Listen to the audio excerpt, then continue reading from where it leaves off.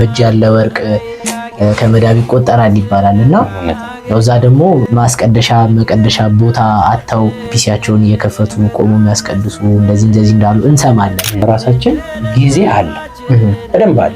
ከኔ እንደውም ከባድ ስራ ነው ይባል ነው የምሰራው እዛ ማለት ነው። ወደ 9 አብያተ ክርስቲያናት ናቸው በዳላስ እና አካባቢዋ ያሉት።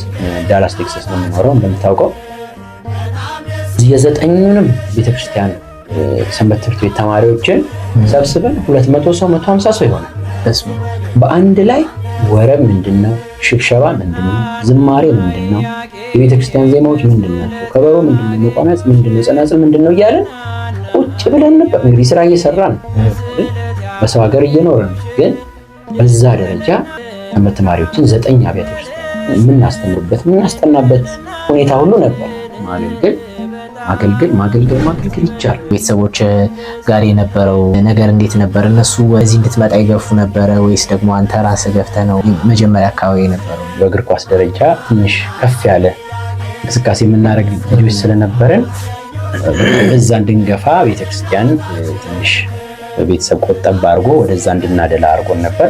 ስራንና አገልግሎትንስ እንዴት ነው ባላንስ የምታደርገው? የአሜሪካን ሀገር ሄጄ ቤተክርስቲያን ያልሄድኩበት፣ ቤተክርስቲያን ያልተሳተፍኩበት፣ ቤተክርስቲያን ውስጥ በዝማሬም አገልግሎት ያላገለገልኩበት ጊዜ አለ ብዬ አላስብም። አግብተሃል ወልደሃል አይደለ? የታወቀ ቸሩ እግዚአብሔር እንግዲህ በልጅ ባርኮናል። አሁን እዚህ ነው ያሉት አይደል? አዎ። አሜሪካን ሀገር ልጅ ወልደህ ማሳደግ ትንሽ ያስቸግራል። ልጆችህን አቅፈህ እየሳምክ ወልደህ ለአሜሪካ ትሰጣለህ። በስመ አብ ወወልድ ወመንፈስ ቅዱስ አሐዱ አምላክ አሜን። የተወደዳችሁ የእግዚአብሔር ቤተሰቦች እንደምን አላችሁ? እግዚአብሔር አምላካችን ስሙ የተመሰገነና የከበረ ይሁን። ዛሬ እንግዲህ በልዩ ሁኔታ በስንክሳር ፖድካስት መተናል። በተጋባዥ እንግዳ ለመጀመሪያ ጊዜ በፖድካስት ተገናኝተናል። አብራችሁ እንድትሆኑ እንግዲህ በእግዚአብሔር ስም እንጠይቃለን። እንከታተል። እንግዳችን እንኳን ደህና መጣህ ወደዚህ ወደ ስንክሳር ቲዩብ ፖድካስትም ወደ አገርህም እንኳን ደህና መጣህ ለማለት እንፈልጋለን። እስኪ እንግዲህ ብዙ ጊዜ እናንተ አገልጋዮች ስለናንተ ብዙ አናቅም፣ እናንተ እናቃችኋለን፣ ግን ስለናንተ ብዙ አናቅምና ራስህን አስተዋውቀህ ሰላምታ ስጥልን። እሺ። በስመ አብ ወወልድ ወመንፈስ ቅዱስ አሐዱ አምላክ አሜን። አምላካችን ለዚህ ቀን ስላበቃን እናመሰግነዋለን። እግዚአብሔር ይስጥልኝ። እግዚአብሔር ፈቅዶ እንግዲህ ለሀገሬ ምድር በቅቼ ከምወዳቸው ከማከብራቸው ከእናንተ ወንድሞቼ ጋር ተገናኝቼ ያው ምን ጠይቀው ነገር አለ የሚነግረን ነገር አለ ብላችሁ ስለጋብዛችሁኝ አመሰግናለሁ። ስሜ አዲሱ ንጉሴ ይባላለሁ። ያው ዘማሪ ነህ ይሉኛል። እንደ ቸርነቱ እንግዲህ በዝማሬ አገልግሎት የማገለግል አንድ የቤተክርስቲያን ልጅ ነኝ ማለት ነው። እግዚአብሔር ይስጥልኝ። እሺ አዲስ እንግዲህ እኛ አዲስ ብለን ነው የምንጠራህና ያው በዛ በቀጥል ችግር የለውም ብዬ አስባለሁ። በድጋሚ እንኳን ደህና መጣህ ለማለት እንፈልጋለን። በጣም ደስ ብሎናል ድጋሚም ስለተገናኘን፣ እዚህም ደግሞ እኛን ሳትንቅ በመካከላችን ስለተገኘህልን የመጀመሪያ ፖድካስታችንም ነው ይሄ የመጀመሪያ እንግዳችን። ስለዚህ አክብረን ስለመጣ በጣም እናመሰግናለን። እንደ መጀመሪያ እስኪ ስላንተ እንዳልኩ ቅድም ብዙ ጊዜ ያው አገልጋዮች እናውቃቸዋለን፣ ግን ስለ አገልጋዮች ብዙ አናውቅምና ስላንተ ስለ ልጅነት ስለ አስተዳደግ የተወሰነ ብትነግረን ደስ ይለናል። እሺ። በቅድሚያ አክብራችሁ ስለጋበዛችሁኝ በድጋሚ አመሰግናለሁ። እናንተ ከመከበርም በላይ በጣም ትልቅ ስራ እየሰራችሁ ያላችሁ ወንድሞች ናችሁ። በጣም ባየሁት ነገር ኮርቻለሁ። በቤተክርስቲያን አገልግሎት በምታደርጉትን ነገር እጅግ ትልቅ አድናቆት ነው ያለኝ። ቅድም እንዳልከው ያው የመጀመሪያ እንደመሆኑ እኔ ራሴን እንደ እድለኛ ነው የምቆጥረው። እውነት ለመናገር አክብረህን መጣህ ላልከው ደግሞ ከመከበርም በላይ ካለ የሚገባችሁ ወጣቶች ናችሁ። በጣም የምንወዳችሁ ያው በእድሜ ታናናሾቻችን የምትሆኑ ለቤተክርስቲያን ትልልቅ አስተዋጽኦ የምታደርጉ የምንወዳችሁ፣ ይልቁንም ከትንሽነታችሁ ጀምሮ እያወቅናችሁ አሁን በማስተማር ደረጃ የቤተክርስቲያንን አስተምህሮ ለእህት ለወንድሞች፣ ለአባት ለእናቶች ተደራሽ ለማድረግ የምትጣጣሩትን ጥረት ሳላደንቅ አላልፍም። እንኳን ደህና ቆያችሁኝ ነው የምለው። ያው ወደ ጥያቄው ስመለስ የተነሳው ጥያቄ ሌላ ህይወት የለንም። እውነት ለመናገር ከልጅነት እስከ እውቀት ቤተክርስቲያን ላይ ነው ያለነው። ቤተክርስቲያን ከነበደላችን ከነኃጢአታችን ያለንን እድፍ ጉዱፋችንን ሳትንቅ አጥባ አጽድታ ቤተክርስቲያን አሳድጋናለች። ለዛ መመለስን ባንችል ውለታዋን እንግዲህ በቤተክርስቲያን አገልግሎት በሃይማኖታችን በመጽናት እርሷን እያገለገልን አለን። በእርግጥ እንደማንኛውም ወደ ቤተክርስቲያን እንደሚመጣ ወጣት ወደ ቤተክርስቲያን በሚመጣበት ጊዜ ያን ያህል ነፍስ ማውቅ አልነበርኩም፣ እርግጠኛም አልነበርኩም ለምን እንደምመጣ። እንደው የሚጠጋ ምክንያት አቅርብ ከተባልኩኝ ምናልባት ከበሮ ወድ ስለነበረ ከበሮ ለመምታት ትልልቅ ሰዎች ነበሩ በጣም የምንወዳቸው። አሁን ቤተክርስቲያንን በማስተዳደር በጸሐፊነት በተለያየ ሁኔታ ቤተክርስቲያን የሚያገለግሉ በክህነት ትልቅ ደረጃ የደረሱ ነበሩ። በዛን ወቅት ከበሮ ሲመቱ ስናይ እጅግ እንጓጓለን። ኢቭን ምን እንደሚሉ ምን እንደሚዘምሩ እንኳን ትርጉሙን ሳናቅ ለከበሮ ምታቸው እየተማረከን ወደ ምሕረት ፕሮግራም ላይ ጉባኤዎች ላይ ንግሶች ላይ በመምጣት በዛው ቤተሰብን በማስፈቀድ ወደ ቤተክርስቲያን መተናል። በጣም ብዙ የሰፈር ልጆች ነበርን። በጣም የሚያስደንቅ ታሪክ አለኝ። በዚህ 25 የማያንሱ ልጆች ጋር ነበር አብረን ወደ ቤተክርስቲያን የምንመጣው። ነገር ግን በመጨረሻ ምናልባት በማጋነን ካልሆነብኝ 2 ልጆች የምንሆነን ቤተክርስቲያን የቀረ ነው ማለት ነው። ሌሎቹ በተለያየ ምክንያት ያው አለማታላቸው ማለት አልችልም። በጣም ልጆች ስለነበሩ ያው ቤተሰብም ከልክሎ ሊሆን ይችላል በተለያየ ምክንያት፣ እርግጠኛ ባልሆንኩበት ምክንያት ብዙ ልጆች፣ ብዙ ጎረቤቶቼ፣ ብዙ ጓደኞቼ፣ ብዙ ወንድሞቼ ሲቀሩ እኛ ወደ ቤተክርስቲያን መተን ያው ቀረን ማለት ነው። እኔም በመሃል ያው እንደ ልጅነት ትንሽ እግር ኳስ መጫወት አዘወትር ስለነበረ ለእግር ኳስ ሲባል ያው ትንሽ ከሰፈርም ልጆች የተወሰኑ ወጣቶች በእግር ኳስ ደረጃ ትንሽ ከፍ ያለ እንቅስቃሴ የምናደርግ ልጆች ስለነበረን በዛ እንድንገፋ ቤተክርስቲያን ትንሽ ቤተሰብ ቆጠብ አድርጎ ወደዛ እንድናደላ አድርጎን ነበር። እግዚአብሔር ደግሞ ያው ስለፈቀደ ድጋሚ ተመልሼ በመሃል መጥቻለሁ። እንግዲህ እንዳላስረዝመው ተመልሼ ደግሞ ቤተክርስቲያን የመጣሁበትንም ደግሞ በመሃል የነበረችውን ክፍተት የደፈንኩበትን ምክንያት ደግሞ ከጠየቀኝ አብራራለሁ። እንዳላስረዝም ብዬ ነው። በዚህ ምክንያት ነው ቤተክርስቲያን የመጣሁት ለማለት። አዎ ያው ብዙ ጊዜ በኳስም በምንም በተለያየ መንገድ እንዲሁም ማስታወሳለሁ ምንድነው በጣም ትልልቆች ከሆናችሁም በኋላ እንዲሁም እኛ ልጆች ሆነን የኳስ ቲም ሁላ አቋቁማችሁ ሰንበት ትምህርት ቤት በጣም ብዙ ንቅናቄ በጣም በዛ ምክንያት ወደዛ የመጡ በጣም ብዙ ሰዎች ነበሩ እና አሁን በኳሱ ምክንያት ቤተሰብ ኳስ ተጫወት ብሎ ነበረ ማለት በዛ ምክንያት ነበረ ከሰንበት ትምህርት ቤት ድጋሚ ርቀህ የነበረው ከቤተክርስቲያን? አዎ ማለት እንዴት ነው በቀበሌ እንደዚህ ያው ታውቃላችሁ ኤቢሲ የተባለ ግሩፖች ነበሩ፣ የኳስ ቡድኖች ነበሩ። በዛ ብዙ እንሳተፍ ስለነበረ ትንሽ እንቅስቃሴያችን ጥሩ መስሎ ሲታያቸው በቀበሌም በመደገፍ በተለያዩ ፕሮጀክቶች በመደገፍ በቃ እንሳባለን ወደዛ። ያው ልጅነትም ስላለ ቤተሰብም ያው መሳፈሪያ እየሰጠ የተለያየ ነገር እያደረገ ወደዛ እንድንገፋፋ ያደርገናል። ቤተክርስቲያን እንድንቀር ፈልገው ሳይሆን የበለጠ ደግሞ ታለንታችንን እንድናወጣ ድጋፍ የመስጠት አዝማሚያ ስለነበረ ወደ እግር ኳሱም እያደላን ወደ ቤተክርስቲያንም እየመጣን ሰዓቱ ስለማይሆን ከትምህርት ጋር ትንሽ ወደዛ የመሳብ ነገር ታይቶብኝ ነበር እውነት ለመናገር። ከዛ በኋላ ግን ያው የእግዚአብሔር ፈቃዱ ስለሆነ እንደው እቺን ታሪክ ብናገራት በጣም ደስ ይለኛል። ቤተሰብም እስካሁን የሚያወራት ነገር ስለሆነች ነው። አንድ ጎረቤታችን ስሙን የማልጠቅሰው አንድ የኛ እኩያ የነበረ ወንድማችን ነበረ። ትንሽ ያጠፋል፣ ያው ሁላችንም እናጠፋለን። ይቅር ባይ እግዚአብሔር ነው፣ ሁላችንም ይቅር ይነናል። ግን ትልልቅ ጥፋቶችን በሰው መመዘኛ ማለት ነው የሚያጠፋ አይነት ሰው ነበረ። እንዲህ ነው ባልልም እና ቤተሰቦቹ በቃ ከእንደዚህ አይነት ሐሳብ ከእንደዚህ አይነት ሱስ ከእንደዚህ አይነት አልባሌ ነገሮች እንዲላቀቅ ወደ ቤተክርስቲያን እንዲመጣ ይፈልጋሉ። እኛ ደግሞ ያው በቤተክርስቲያን የተጠጋን ሰዎች ስለነበርን በሰዓቱ ወይም ሰዎቹ እንደዛ ናቸው ብለው ስለሚገምቱ ልጁን ወደ ቤተክርስቲያን ይዤው እንዲሄድ ይነገረኛል ማለት ነው። እና እንዴ ይሄማ ቤታችን ነው፣ ምንም ችግር የለውም። ያው እነ በኩረትና ያው ሁላችሁም የምታውቋቸው እንግዲህ አድማጭ ተመልካቾቻችን ላያውቋቸው ይችላሉ። በቤተክርስቲያናችን ያሳደጉን ትልልቅ የቤተክርስቲያናችን የጀርባ አጥንት የሰንበት ትምህርት ቤታችን የጀርባ አጥንት የሆኑ ሰዎች አሉ። እነሱ ጋር ይዤው እመጣለሁ። ያንን ሰው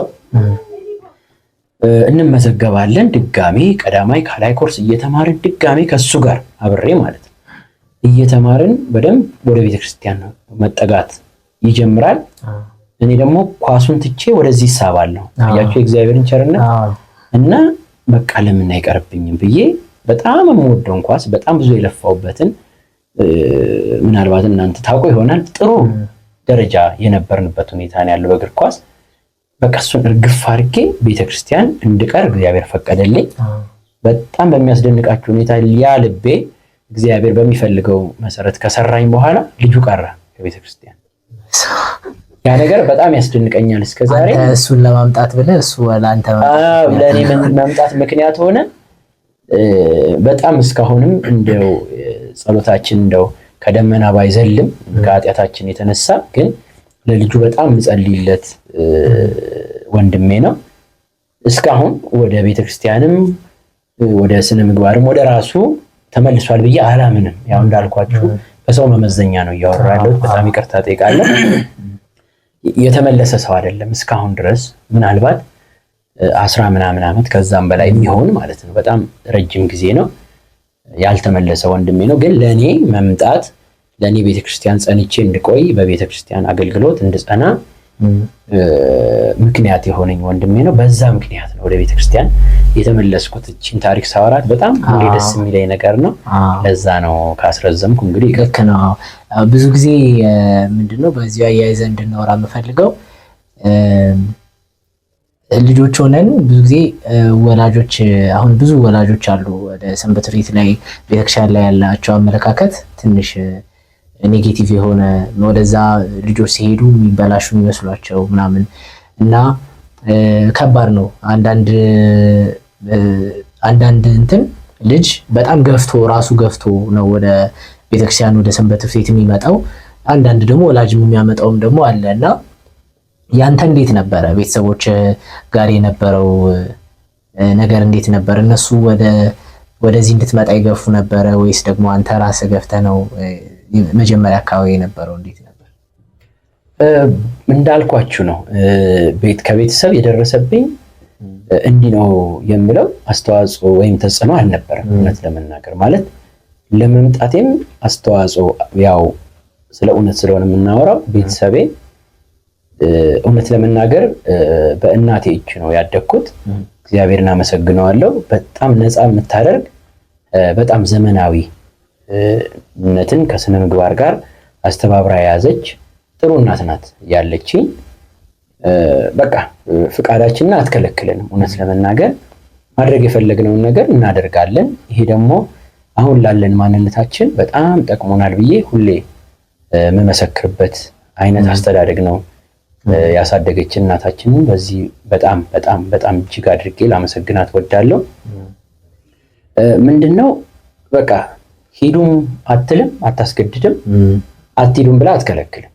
ለምሳሌ ቤተክርስቲያንን ትቼ ወደ ኳስ ሲሄድ አምነህበት ነው ይሄን የምታደርገው ብላ ማመን ስታረጋግጥ መሳፈሪያ እየሰጠች ጃልሜዳ ነበር ስልጠና ቦታችን። በደንብ በፕሮጀክት ደረጃ የተያዘ እግር ኳስ ስለነበር እዛ ድረስ የምግብ ወጪ ስንወጣ እንዳይርበን የተለያየ ነገር እያደረገች በአቅሟ የደሃም ልጅ በሆን በአቅሟ ሐሳባችንን እየደገፈች ያሳደገችን እናት ናት ያለችን። እግር ኳሱንም ደግሞ ትቼ ወደ ቤተክርስቲያን በመወስንበት ሰዓት አንተ ወላዋይ አቋም የሌለ ሳትለኝ ሞራሌን ጠብቃ እንደው ይሄንን ምለው እንደው አሁን ይሄን ስላነሳ ነው እንጂ በጣም ብዙ በህይወት የሚገጥሙኝ ነገሮች በጣም ሰፖርት በማድረግ ትልቅ ድጋፍ እየሰጠች ነው የምትደግፈን። ሂድም አላለችኝም። እውነት ለመናገር ቅርም ያለችበትን ታሪክ አላስታውስም። ብቻ የምታምኑበትን ነገር በአግባብና በስርዓት አድርጉት ነው። የምትለን በዛ ደረጃ ነው። በቃ ነፃ ሁኜ ነው መርጬ ነው የቤተክርስቲያን ልጅ የሆንኩት። እዚህ ደግሞ እግዚአብሔርን በጣም አድርጌ አመሰግነዋለሁ። መከልከልም እንደው ተገዶ መሄድም እኛ ቤት አልነበረም። እውነት ለመናገር ያንን ነው ልል የምችለው። አዎ ጥሩ እኮ ነው አይደለ? ይጠቅማል። አንዳንዴ መንፈሳዊ ጥሩ ነገርም ቢሆን በግዴታ ሲሆን ብዙ ሰው ያን ነገር ጠልቶት ከሆነ የሚያደርገው ውስጡ ካልተቀበለው ደስ ላይለው ይችላል። ደግሞ አንዳንዴ ደግሞ መጥፎም ነገር ሆኖ ደግሞ ወደ ጥሩ መንገድ የሚመራም ነገር ደግሞ ሊኖር ይችላል እና በተለይ ክፉና በጎን ለመለየት በምናስብበት ዘመን ላይ በነዛ እድሜዎች ላይ ሁሉንም ነገር ቴስት እንድናደርገው ወላጆች ቢፈቅዱልን ጥሩ ነውና ያንተ እንደዛ መሆኑ አይ ቲንክ ጥሩ ነበር። ከዛ በኋላ እስኪ ወደ ቤተክርስቲያን ከመጣ በኋላ እንዴት ነበር የመጀመሪያዎቹ አገልግሎቶች? በልጅነት የነበረን አገልግሎት እስኪ ትንሽ አስታውሰን። እንደው ምን ይጠየቃል? እንደው ተወርቶ ራሱ አያልቅም። እንደው እንደዚህ 1 ሰዓትና 2 ሰዓት በሚደረግ እንደው ጭውውት ያልቃል ብዬ አላስብም። በቃ ከትውልድ እስካሁን እስካለሁበት ጊዜ በጣም የምደነቅበትና ታሪኬ በቃ ብዬ ለልጆቼ የማወርሰውን በቃ ትክክለኛ ዕውቀት፣ ትክክለኛ ፈሪሃ እግዚአብሔር፣ ትክክለኛ የቤተክርስቲያን አስተምህሮን፣ ትክክለኛ የቤተክርስቲያን ዕውቀት በአቅሜ ማለት አውቄያለሁ። የቤተክርስቲያን ዕውቀት አለኝ ለማለት ሳይሆን በአቅሜ የሚመጥነኝን እግዚአብሔርን የምወድበትን እግዚአብሔርን የማከብርበትን በቃ ደስ ብሎኝ የእግዚአብሔርን ቅዱስ ሥጋ ክቡር ደም ተቀብዬ አምኜ የዘላለም ሕይወት የምወርስበትን ትክክለኛ አስተምህሮ ያገኘሁባት ልዩ በቃ እንዴት ብዬ ላስረዳ፣ በቃ ጥልቅ የሆነ በጣም ፍቅርን ያገኘሁበት ቦታ ነው። ትዝታዬም ታሪኬም ሐዘኔም ደስታዬም ሁሉ ነገሬም የተመሰረተው በዚህች ቅድስት ቤተክርስቲያን ላይ ነው። አገልግሎቱ ያው ለእናንተ አይነገርም፣ ለአድማጭ ለተመልካቾቻችን ግን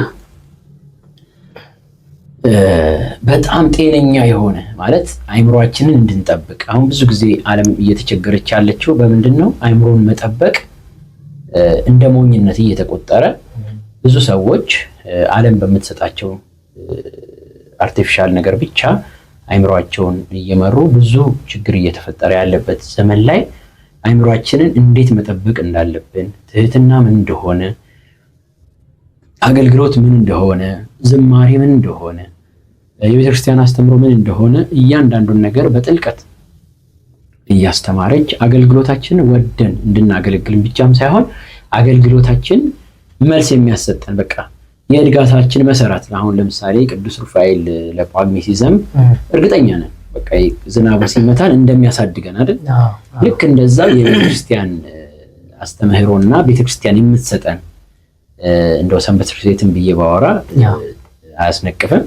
ሰንበት ትምህርት ቤታችን የምትሰጠን ዕውቀት ልክ እንደ ቅዱስ ሩፋኤል ጸበል ከልጅነት እስከ ዕውቀት የሚያሳድግ በጥበብ በሞገስ እየሞላ ደስ የሚያሰኝ ሕይወት እንዲኖረን እግዚአብሔርን እንድንፈራ ሰዎችን እንድናፍር አሁን በጣም እየጠፋ ያለ እንደው በቃ ዓለሙ ጠቅላላ ሊሰራበት የሚገባው ብዬ የማስበው የስነ ምግባር ጉድለት ነው። ስነ ምግባር ኖሮን እንድናድግ ሰዎችን በቃ ሊቁንም ደቂቁንም ወደን አክብረን በትህትና እንድንኖር ያደረገችን ቤተክርስቲያን ናት። ምንም የማይረሳ ብዬ ብገልጸው ነው የሚሻለው። የማይረሳ አገልግሎት የነበረበት ዘመን ነው። እግዚአብሔር እንግዲህ በዚህ ዘመን ውስጥ እንድናልፍ የረዳን አምላክ ስሙ የተመሰገነ ይሁን። ይህን ነው እንግዲህ ልል የምችለው። እስኪ ለመጀመሪያ ጊዜ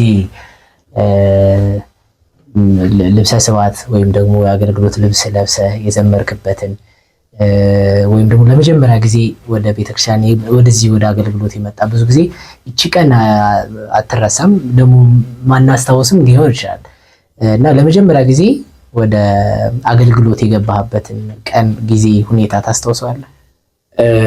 በጣም ትልቅ ይቅርታ የምጠይቀው ዘመኑን እንደው በእርግጠኝነት ማስታወስ ባልችልም ለመጀመሪያ ጊዜ ልብሰ ስብሐት የለበስኩት ሙዳየ ምጽዋት ለማዘው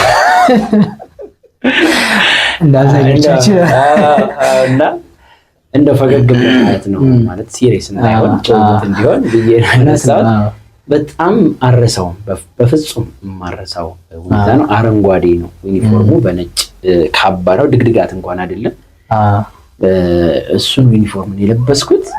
ምን ብዬ ልንገራችሁ፣ ለግራጁዌሽን እንኳን አክሊሉ እንዴት ነው የምትታሰርናት አክሊሏ በጣም ደስ የምትል ምን ብዬ ልንገራችሁ፣ በቃ የእግዚአብሔር ጸጋ ናት። በቃ የእግዚአብሔር ጸጋ ለብሻለሁ ብላችሁ እስከምትመኩ አይነት በህይወት የማረሳው ሞመንት ነበር የተፈጠረው።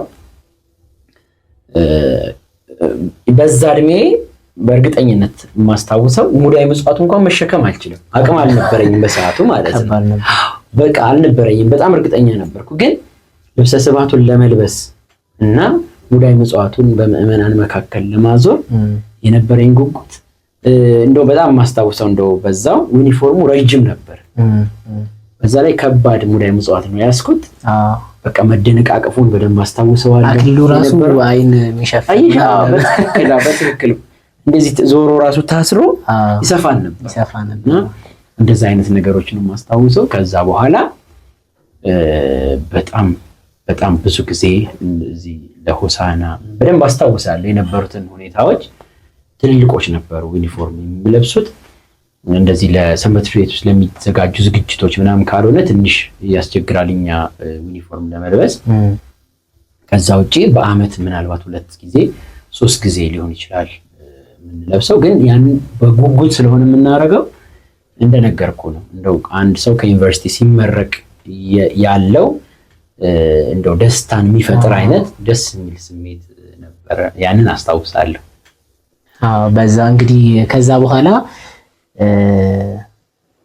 እኔ አሁን እንግዲህ እኔ ልጅ ሆኜ የማስታውሰው አንተ እንትኖች ማለት እኔ ሳስታውስ አንተ ዘማሪ ሆነ እኛን ኦልሬዲ የምታስጠናን ምናምን ሆኖ ግን እንደዛም ሆኖ ትምህርቶች አያመልጡም ነበረ፣ ትማር ነበረ ኮርሶች፣ እነዚህ አይነት ነገሮች ምናምን በደንብ ትማር ምናምን ሰርቲፊኬቶች ምናምን እየመጣ ይኸው ደፈንኩት ምናምን ስትል አስታውሳለሁና የትምህርቱንም ትማር ነበረ። ከዛ የዝማሬውንም አገልግሎት እንትን ነበረና ድምፃዊ እንደሆንክ መጀመሪያ እንዴት ነው ያወቅከው? ከዛስ ወደ መዝሙር አገልግሎት የመጣህበትንስ ታስታውሰዋለህ ወይ?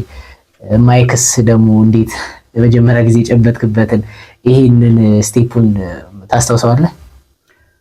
አዎ፣ ይሄ ምንም እንደው የሚረሳ ታሪክም አይደለም። እንዳልኳችሁ ነው መሰረታችን በቃ ሰንበት ቤቷ ስለሆነች ልክ እንደ አንድ ታሪካችን ይሄ ፍሎ የሚያደርግበት የታሪካችን ፍሰት በቃ አንድ መስመር ላይ ስለሆነ እያንዳንዷም ሁኔታ በደንብ ነው የምናስታውሳት። እኔ በደንብ አስታውሳለሁ። ምንም ረሳው ነገር አለ ብዬ አላስብም ከሰንበት ቤት። እኔ ሌሎችም የውጭ ህይወቶች አሉኝ። እውነት ለመናገር ብዙዎቹን አላስታውስም፣ ወይ መርሳት ፈልጌ ይሁን ወይ እግዚአብሔር እየረዳኝ እንደሆነ አላውቅም። ብዙ ጊዜ እረሳለሁ። ይሄን ግን ምንም የምረሳው ነገር የለም፣ በደንብ ነው ማስታውሰው። ያው ቅድም አንተም እንዳልከው እንደው ለመታበያ አይሁንና ምንም አይነት አገልግሎት እንዲያመልጠኝ አልፈልግም። ምንም አይነት ኃላፊነት ከተሰጠኝ ኃላፊነቴን ለመወጣት ለእግዚአብሔር ቸርነት በጣም መሞከር የሚያስደስተኝ አይነት ሰው ነኝ ብዬ አስባለሁ። ያው እናንተም ስለምታውቁ በቃ በደንብ ነው ማለት ቤተክርስቲያን የተከለችውን ወንበር ወይም የዘረጋችውን የትምህርት መርሃ ግብር እሳተፋለሁ። በምንም አይነት መንገድ እግዚአብሔር በረዳኝ መጠን እሳተፋለሁ። ትኩረት ሰጥቼ ለመማር ሞክራለሁ። እንግዲህ ያ ነው ያለው ነገር። ቤተክርስቲያን የሰጠችኝን ዕውቀት መቼም የሚያኮራኝ ነው። ቅድም አንተ እንደጠቀስከው በሀገር አሜሪካን በመኖርበት ሰዓት በሰው ፊት የሚያስከብረው፣ በሰው ፊት ሞገስ የሚሰጠው አዋቂው ሰዎችን ባንሆን ግን ጆሮአችን የጠገበውን ከአባቶቻችን የሆነ ነገር በመናገራችን በማዜማችን ነው ብዬ አስባለሁ። በጣም እግዚአብሔርን አመሰግነዋለሁ። እዛ ሄጄ ቤተክርስቲያን ሞገስ ነው ሰጥታ የላከችኝ ብዬ አምናለሁ። በነበረኝም አገልግሎት እግዚአብሔርን በጣም የማመሰግንበት ታሪክ ነው ያለኝ። እዛም ካነሳህልኝ ጥያቄውን ለማብራራት ሞክራለሁ። ይሄ ነው ያለው። ቅድም ደግሞ ከጠየቃቸው ጥያቄዎች መካከል ትልቁና የማይረሳው ዘማሪ መሆኔን ማለት ያወቅኩት ያው ሁላችንም ሰንበት ትምህርት ቤት ውስጥ ወረብ እንቃኛለን፣ ወረብ እናጠናለን፣ እንዘምራለን የተለያዩ አገልግሎቶች ላይ እና ቅድም እንዳልኩት በኩረ ትሕትና ዲያቆን ኃይሌ ጥላሁን ልክ ወረብ በምቃኝበት ጊዜ ሰምታችሁ ሊሆን ይችላል፣ ታሪኩን አላውቅም። በጣም ተደንቆ ግንባሬን ይስመኛል ማለት ነው። ኦኬ ልጅነቱም አለ አለመብሰሉም አለ። በቃ ደስ አለኝ። በቃ የእውነት መዘመር እችላለሁ፣ ወረቦችን መቃኘት እችላለሁ የሚል ሐሳብ በውስጤ መጣ። ያው በራስ መተማመንም ይጨምራል። ትልልቅ የምትላቸው ሰዎች ጎበዝ ጎሽ ሲሉ መበረታታት ነው፣ ጥሩ ነው። ከዛ በኋላ ማይክ መያዝ ያቋረጥኩበትን ጊዜ አላስታውስም። በደንብ ነው ወደ ምረቶች ማገኘው። ጥሩ በቃ የሚባሉ አገልግሎቶች ላይ በቃ አለን። በይበልጥ ደግሞ በጣም እኛን ለማበረታታት በቃ ትንንሾች ሆነን መዝሙር ክፍል ውስጥ ያስገቡናል ማለት ነው። መዝሙር ክፍል ውስጥ ደግሞ ያው ታውቃለህ መዝሙር ነው አገልግሎቱ፣ ወረብ ነው አገልግሎቱ፣ ዜማ ነው አገልግሎቱ። በእያንዳንዱ አጋጣሚ ወደፊት የመገፋፋት ነገሩ መጣ። እንደ ቸርነቱ ያው ሰዎችም ጆሮ መድረስ ይመጣል። በተለያየ ምክንያት እያበረታቱን የመዝሙር ቤት ባለቤቶች መዝሙር እንድንሰራ ሲያበረታቱን ሲሉን በቃ የተወሰነ ነገር አለ ማለት ነው። ይሄን ጸጋ ማሳደግ ይሄን ጸጋ ማውጣት ያስፈልጋል በሚል ትንሽ ወደ መሞከሩ መጣን ማለት ነው። ይሄ ነው ያለው ነገር። ታላቃችን ብዬ ነው እንግዲህ ብዙ ጊዜ እኔ የምጠራህ፣ ምክንያቱም እኛ ትንንሾች ሆነን እኔ ማስታወሰው በጣም ልጅ ሆኜ እኛ ጋር እየመጣ በጣም እንደምትወደን ስትነግረን፣ ከዛ በኋላ በጣም ብዙ ወረቦችን የመጀመሪያ ጊዜ እኔ ወረብም ያስጠናኸኝ ያሳወከኝም ዝማሬም እኔ ልጅ ሆኜ አንተ ነህና ምንድን ነበረ አሁን ብዙ ጊዜ ትለን ነበረ፣ እኛንም ታበረታታን ነበረ በጣም እንደምትወደን። ከዛ ደግሞ ያኔ ይመስለኛል ወጣትም ትልልቆቹም ጋር ታስጠናለህ ታስተምራለህ ብዙ እንትን ትላለህ፣ ግን እኛም ጋር ደግሞ ሳይደክምህ መተህ እኛንም ታስጠናን ታስተምረን ወረቦችን ታስተምረን ታስጠናን ነበረ እና ምንድን ነበር ምክንያት? በጣም ነበር የምትንከባከበን። ይህን መመለስ ትንሽ ይከብዳል፣ ስሜታዊም ሊያደርግ ይችላል። እንዳልኳችሁ ነው በቃ መሰረቴም ሁሉ ነገሬም ቤተክርስቲያን እንድትሆን ካለኝ ጉጉት አንፃር በቃ ህይወቴን መመስረት የምፈልገው ከዛ አንፃር ስለሆነ ነው። ቅድም እንዳልከው ነው ቅዳሜም እሑድም ከሰኞ እስከ ዓርብም ካለ ምናልባት ህፃናት ክፍል ልክ ሲጨርሱ አዳጊያን እናንተ በምትጀምሩበት ጊዜ አስጠንተን እናንተን ወደ ቤት ሸኝተን ትንሽ ውሃ እንኳን ለመጠጣት ቤት ደረስ ብለን ተመልሰን ደግሞ ወጣቶች ጋር ደግሞ እንመጣለን። ያው ኃላፊነት ስለሆነ ነው እንደው ከኔ ፍላጎትም አንፃር ሳይሆን እንደ ህይወት ፍልስፍና ማምንበት ነገር አለ። አንድ ሰው ኃላፊነት ከተሰጠው በቃ ተሰጠው፣ ያንን ኃላፊነት መወጣት ቅድም እንዳልኳችሁ አይምሮን መጠበቅ ነው ብዬ አስባለሁ። አይምሮን በመጠበቅ በጣም ነው የማምነው። በቃ ሰው ያለው ትልቁ ስንቁ አይምሮ ነው ብዬ ነው የማስበው። ሌሎች ተጨማሪ ማለት ነው አይምሮ መጠበቅ። አይምሮ መጠበቅ ማለት ምንድነው? በተለያዩ ነገሮች አይምሮህ እንዳይጎዳ መጥፎ ሐሳቦችን ገንዘቡ እንዳያረግ የምትጠብቅበት መንገድ ነው። አሩ ነው አብራርቸው እንደሆነ እርግጠኛ አይደለሁም፣ ግን ለኔ ይረዳኝ ነገር ስለሆነ ነው። ለምሳሌ የሆነ ሰው ኃላፊነት ለኔ ሲሰጠኝ ያንን ኃላፊነትን መወጣት አይምሮዬን መጠበቅ ነው የሚያስባለው። ምክንያቱም አንተ ለዛ ኃላፊነት እኔን የምታጨኝ ሌላ ሰው ጠፍቶ አይደለም።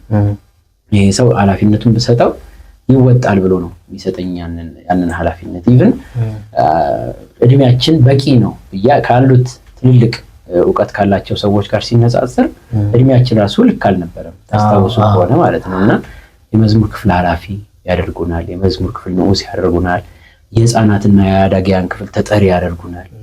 አድርገውሃል ኦልሬዲ እና አይ ብለህ ድክመት ማሳየት አይምሮህን እንደው መጉዳት ነው ብዬ ነው የማስበው። አይምሮህን ማሳመም ነው ብዬ ነው የማስበው። ስለዚህ አዳጊያን ላይ ኃላፊነት ተሰጥቶ የነበረ ያንን ኃላፊነት ለመወጣት ፀሐዩንም ብርዱንም ሁሉ ነገሩንም ሳላረግ ሞክር ነበር ያቅሜን።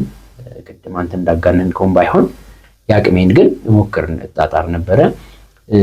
በመሃል ደግሞ ስታነሳቸው የነበሩ ነገሮች አሉ እንዳልኩ ከህይወት ፍልስፍና አንፃር እሱንም ሊል መዋደድ በቃ በምድር ላይ ምንም ምርጫ ያለው ነገር ነው ብዬ አላስብም። ማለት አለመውደድ ማስገባት አትችልም። ማለት እኔ መውደድ ተቃራኒ ያለው ብዬ አላስብም። ተቃራኒ ያለው ነገር አይደለም በፍጹም። መዋደድ ብቻ እንኳን በቤተ ክርስቲያን ውስጥ ተገኝተን ይቀርና እንደ ጠላቶቻችንን እስከ መውደድ ነው አባታችን ቅዱስ እግዚአብሔር ያስተማረን ማለት ነው። ስለዚህ መዋደድ እኔ ካፌ ላይ ጠፍቶ ያውቅም። ደግሞ መውደዴን በደንብ ነው የምገልጸው። አንተ ቅድም እንዳልከው በጣም እንደምወዳችሁ ነግራችኋለሁ። እርስ በርስ እንድትዋደዱ ነግራችኋለሁ። በቃ ይሄንንም ከዛ አንፃር የለኝ በቃ አይምሮዬ ጤነኛ ይሆናል። ተኝቼ አድራለሁ። በቃ ከተጣላው ከሰው ጋር ባልተኛ ደስ ይለኛል። ያን ነገር ሳልፈታ ማለት ነው። ስለዚህ ፍቅር በጣም ደስ የሚል ነገር ነው። መዋደድ ደስ የሚል ነገር ነው። ምናልባት ቃሉ ኮንቨርት ተደርጎ በማይሆን አቅጣጫ እንድንፈራው ጥርጥር ውስጥ እንድንገባ እርስ በርሳችን በጎልጥ እንድንተያይ የተደረገበት ሁኔታ ሊኖር ይችላል። ግን ከዛም ራስን መጠበቅ አይምሮን መጠበቅ ነው። ስለዚህ ከዛ አንፃር ነው አሁንም ወዳችኋለሁ። ሁሌም ነው የምላችሁ። አሁንም መጥቼ እንደምወዳችሁ ነው ለእያንዳንዳችሁ የምነግራችሁ። ስለምወዳችሁ ነው፣ ያ ነገር የለውም። እና እርስ በርሳችን መዋደድ፣ እርስ በርሳችን መጠባበቅ፣ አንዱ ወንድምነቱን በፍጹም ፍቅር መግለጥ ትክክለኛ ነገር ነው ብዬ ነው የማስበው። እንደውም እስከ ቅርብ ጊዜ ድረስ ልክ እኔ ስመጣ እንወድሃለን ምናምን የሚሉ እንደማሾፍ አድርገው ግን ከልባቸው ያ ነገር እንዳልጠፋ ቅድም አንተ እንደጠቀስከው እንደምትወደን ትነግረናለህ የሚለው ነገር ውስጥ ይሄ ቀረ። በቀን ከልቤ እንደምወዳችሁ ስለምነግራችሁ በቃ ለእናንተ ነፍሴን እሰጣለሁ። በቃ የምወዳችሁ ወንድሞቼ ናችሁ ብዬ ስለማምን ነው። ያ ነው እንግዲህ ያለው አጠቃላይ ሁኔታ። በዚህ አጋጣሚ እኔም አስታውሳለሁኝ ታሪክ አለኝ። አሁን ምንድነው አሁን ይሄን ሁሉ የምናነሳው አሁን ላይ እንደዚህ ልጆችን የሚያስተምሩ የሚያስጠኑ በጣም ብዙ ሰዎች ይኖራሉ የተለያዩ ቦታዎችና በጣም ጥንቃቄ ይፈልጋልና እዛ እድሜ ላይ የሚቀመጥበት ነገርም ከዛ በኋላ እስከ እድሜ ልክ ድረስ የማይጠፋ ነገር ነው የሚሆነውና እኔ አስታውሳለሁ የመጀመሪያ ወረብ ያጠናሁት ባንተ ነበረ። ከዛ ስቃኝም ደግሞ መጀመሪያ ያስቃኘኝ አንተ ነበርክና ቆንጆ አድርጌ እንደቃኘው ነው የነገርከኝ። ከዛ ግን በጣም ከመፍራቴና እንትን ሰውነቴ ከመንቀጥቀጡም የተነሳ እንደዚህ ይውለበለብ ነበር። ቲሸርት ነበር ያደረኩት አስታውሳለሁና ይውለበለብ ነበር ቲሸርት ራሱ በጣም ጥሩ አድርጎ ነው እኮ የቃኘው። አመ ተወለድኪ አላስታውስም ወረቡን ብቻ ግን አይታችሁት ከሆነ እንትኑ ይውለበለብ ነበር። ፈርቷል ግን አትፍራ ምናምን ብለህ እንዲሁም የዘማሪዎች ግሩፕ ነበረ ወደዛም እንድቀላቀል ምናምን አድርገህ ነበር። አንተ ላታስታውሰው ትችላለህ። እና በጣም ያው ታናናሾችህን ትሪት ታደርጋለህ በጣም ታናናሾችህን እና እሱ ዝም ብሎ የሚመጣ ነገርም አይደለም ብዬ አስባለሁ። ኃላፊነትም ስለተሰጠ ብቻም ነው ብዬ አላስብም። ምክንያቱም እኔ የማስበው አንተ የገባህን ነገር ታናናሾችህ እንዲገባቸው እንደወጣት አንተ የተሳሳትከው ወይ አንተ ያለፍክበትን ነገር ታናናሾችህ እንዲያልፉ ማትፈልግም እንደዛም ብዬ አስባለሁና ያ ነገር በጣም ጥሩ ነበረ። እስኪ ወደ ዝማሬ አገልግሎት እንመለስና ስንት አልበም አለ አዲስ? በአልበም ደረጃ እውነት ለመናገር የሰራሁት በግሌ አልበም ብዬ የሰራሁት የለም። እንዳልኩ ነው በሰዎች ግፊት ነው ሁለት ራሱ ኮሌክሽን ሲዲዎችን የሰራሁት። የመጀመሪያው አንድ አሁን በክህነት አገልግሎት ወደ ውጭ ሀገር የወጡ አንድ ቀሲስ ብርሃኑ የሚባሉ አንድ ሰው ነበሩ። እንደው ትንሽ እንደው ሮኖዚ ሚዲያ ይመጥናል አላውቅም፣ ግን እንቀሳቀስ ስለነበረ በቃ ያለኝን አቅሜን ጠቅላላ ለትርፋማነት ሰራ ነበር እና ሳንቲምም አላጣም። በቃ የእጅ ሙያዎች ነበሩኝ፣ ታጣራለሁ በቃ ብዙ ነገር ለማወቅ ስለምጥር እጄ ላይ ሳንቲም ነበርና እሳቸው በሰዓቱ ያው በፋይናንሻሊ የራሳቸውን ካሴት መስራት የሚችሉበት ሁኔታ አልነበረም የተፈጠረው ማለት ነው። እና እኔ ግጥምና ዜማዎች አሉኝ ለምን አብረን አንሰራም ሲሉኝ በሰዓቱ እኔ ማድረግ የሚችልበት ሁኔታ ላይ ስለነበረ ያቺን ካሴት ሰራናት ማለት ነው። በጣም ቆንጆ ነስሙ ኡራኤል የነበሩበት መዝሙር ማለት ነው። ያው የተወሰነ እኔም በደንብ ገፍቼ አልሰራሁበትም፣ ግን ያው የሚታወቅ የሚዘመር መዝሙር ነው። በጣም ብዙ ቆንጆ ቆንጆ መዝሙሮች የነበሩበት ኮሌክሽን ሰራን። ያ በዛ አለፈ። ሁለተኛውን ደግሞ ኮሌክሽን ሰራ የአገልግሎት ቅዱስ ቂርቆስ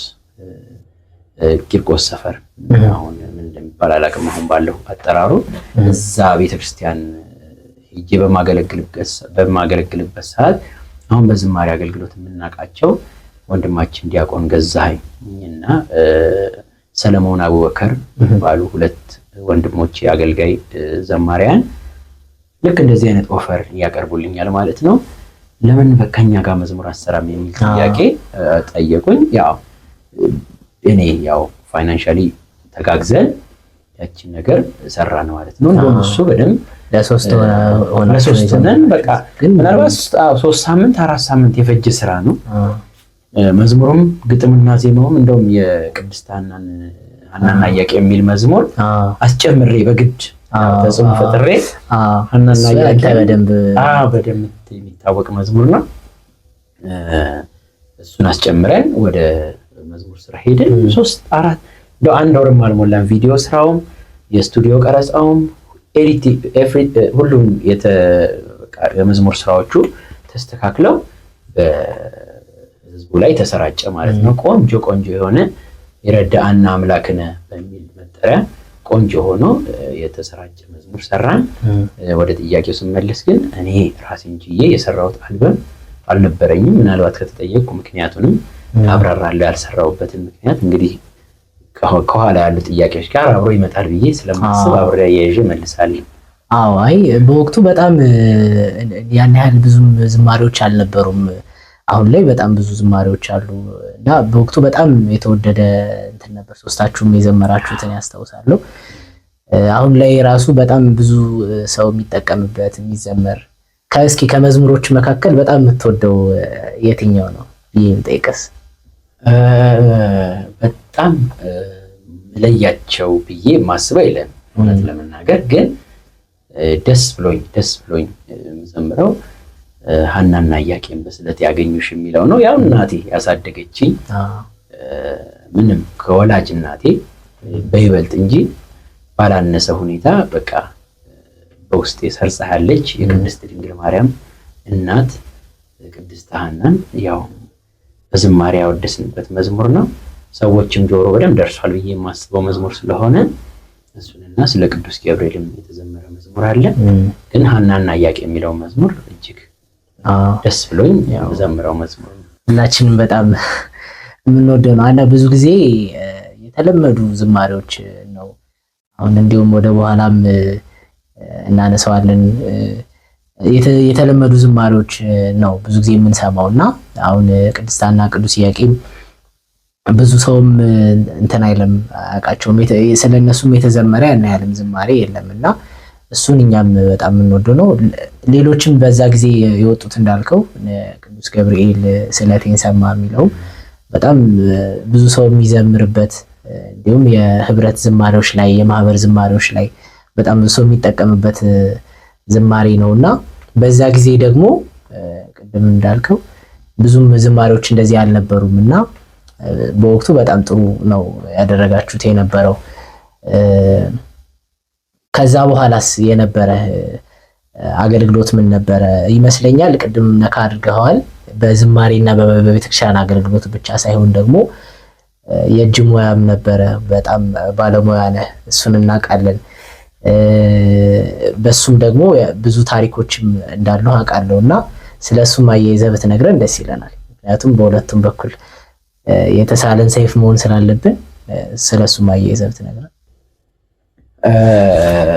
ምናልባት የሚጠቅም ከሆነ ያው ቅድም እንደተናገርኩት ወይም ጨረፍ አድርጌ እንዳለፍኩት ብዙ ነገሮችን መሞከር በቃ ወደዚህ ምድር ከመጣን በኋላ የሚሰጠን እድል ነው ብዬ ነው የማስበው። በቃ የተገኘውን አጋጣሚ የምጠቀም አይነት ሰው ነኝ ብዬ አስባለሁ። በቃ ሰዎች አደረጉት ከተባለ ያንን ነገር በጥሩ መልኩ ማድረግ ደስ የሚለኝ ነገር ነው፣ የሚያስደስተኝ ነገር ነው እና ሰዎች በእንደዚህ አይነት ነገር ውስጥ ነው ለውጥ የሚያመጡት ብዬ አስባለሁ። በማይጎዳ መልኩ የሚጎዳ ነገር ወይም ትክክል ያልመሰለኝን ነገር አልሞክርም። መሞከር ያለበት ነገር ካለ ግን እሞክራለሁ። ብዙ ነገር ማለት ብዙ ነገር ለማወቅ ሞክሬ በልጅነቴ ጥሩ የእጅ ሙያ ያለው ሰው መባል አይነት ሆኜ ተጠቅሜበታለሁ ብዬ አስባለሁ። ቤተክርስቲያኔንም በአቅሜ ያው አንተም በምታውቀው ደረጃ የተወሰኑ ነገሮችን ለማስተካከል ማገዝ ሞክሬያለሁ። ያንን ነው እንግዲህ ልል የምችለው። ከዚህ በለጠ ዲቴል ማውራቱ ትዕቢት እንዳይሆን። ያው እስከዛሬ ድረስ አሁን እንግዲህ ይመስለኛል ወደ ስንት ዓመት ይሆናል? 10 ምናምን ዓመት ይሆናል አንተ የሰራኸው ታቦታት የሚቆሙበት መንበርን በለው መንበር ነበረው ይመስለኛል። የተወሰኑ አጋዦች ነበሩ እንጂ ብቻህን ነበር የሰራኸው እና እስካሁን ድረስ እንግዲህ በአዲስ አበባ ሁለተኛ በሚባል ደረጃ የጥምቀት ታቦታቱ የሚያድሩበትን የሚቆሙበትን ቦታ ያንን ሰርተሃልና ይሄ ትልቅ ነገር ነው። በተለይ በዛ ጊዜ ደግሞ ትልቅ ሙያ ነበርና እሱን አንዳንዴ ያው እንዴት ትንሽ አሁን ላለነው ሰዎች በተለይ ለወጣቶች ስለሚከብደን ነው ነገሮችን። አሁን የኛም ኮንተንት ብዙ ጊዜ ተግባር ክርስትና ላይ ነው የምናተኩረው። ምክንያቱም በማውራት ይሄ በማወቅ በማውራትና በመተግበር መካከል ብዙ ልዩነት አለና እንዴት ገባ ይሄ ነገር ነገሮችን በተግባር አድርገህ የመሞከር ይሄ የማድረግ ይሄ ሁሉን ፈትኖ ደግሞ መልካሙን የመያዝ ነገር እንዴት ነው የተገለጠልህ? እስኪ ንገረን። እዚህ ሐሳብ ላይ ብዙ ከ80% በላይ ተወስዳለች ብዬ የማስበው ወላጅ እናቴ ናት። እንደ በጣም ጠንካራ የምትባል እውነት ለመናገር ቅድም እንዳልኩት ነው ዘመናዊነትንም መንፈሳዊነትንም ያው ዓለማዊነትንም በቃ በደንብ አድርጋ